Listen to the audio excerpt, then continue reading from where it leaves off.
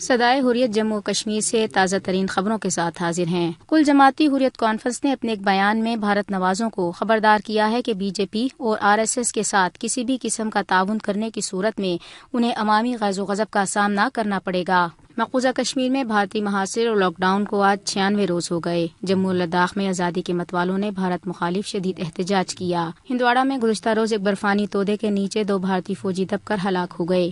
سابق کٹ پتلی وزیر اعلیٰ محبوبہ مفتی کی بیٹی التجا مفتی کو بھارتی جبر کے خلاف آواز اٹھانے پر دھمکیاں دی جا رہی ہیں۔ CNN کو انٹرویو میں انہوں نے کہا کہ بھارتی حکومت بالواسطہ ذرائع سے زیادتی کا نشانہ بنانے اور جان سے مارنے کی دھمکیاں دے رہی ہے۔ صدر پاکستان ڈاکٹر عارف الوی نے کہا ہے کہ بھارت 5 اگست سے مقبوضہ جموں کشمیر میں غیر قانونی محاصرہ کر کے کشمیری عوام کے انسانی حقوق پامال کر رہا ہے۔ بھارت کے ظالمانہ اقدام نے مقبوضہ جموں کشمیر میں انسانی المیہ پیدا کر دیا۔ وہ آسیان کے اراکین پارلیمان کے 18 رکنی وفد سے گفتگو کر رہے تھے۔ کشمیر کونسل یورپی یونین آفس برسلز میں یوم شہدائے جموں کے حوالے سے ایک تقریب سے راجہ فاروق حیدر نے خطاب کرتے ہوئے کہا ہے کہ 1947 کا تنازع خون اور آگ کا ایک دریا ہے جسے کشمیری عوام نے عبور کیا ہے۔ پاکستانی دفتر خارجہ کے ترجمان نے کہا ہے کہ مقبوضہ کشمیر میں حالیہ بھارتی اقدامات اور نقشے صرف جغرافیائی حیثیت تبدیل کرنے کی سازش ہے اور پاکستان ان سیاسی نقشوں کو مسترد کرتا ہے۔ یہ تھا اب تک کا تازہ ترین۔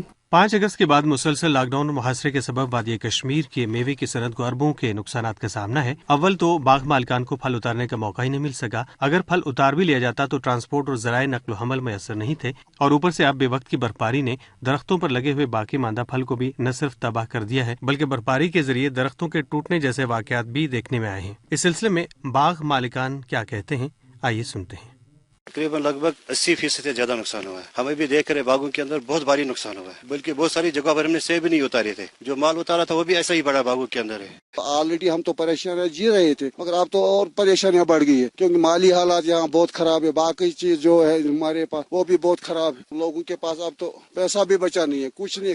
کم سے کم 20% جو اس وقت فروٹ ہے ہمارا کشمیر کا ابھی باغوں میں جو پیڑوں میں کسی جگہ پہ ابھی اترائی چل رہا ہے، کیونکہ سیزن تو ابھی نومبر میں ہے۔ نومبر میں ہم نے اپنے زندگی میں کبھی نہیں دیکھا اس وقت جو اتنا یہ بارش آ رہا ہے۔ اس وقت تو لوگ بہت پریشان ہیں کیونکہ ہمارا جو سردی کا موسم اس وقت آ رہا ہے، اب مزدوروں کا بھی کام وغیرہ جو ہے ٹھپ ہوا ہے۔ فروٹ کا تھوڑا سا ابھی 20-40% تھا جو اس وقت نقصان ہوا ہے ہمیں۔ پورے باغ میں نظر مار کے آیا ہوں، جو میں نے ابھی دیکھا ہے وہاں پر ابھی پورا نقصان تقریباً 90% ہے، کیونکہ پورے باغ ختم ہوئے ہیں۔ تو بہت نقصان ہے، اس وقت اندر سے باہر نکلنا بھی مشکل ہو رہا ہے۔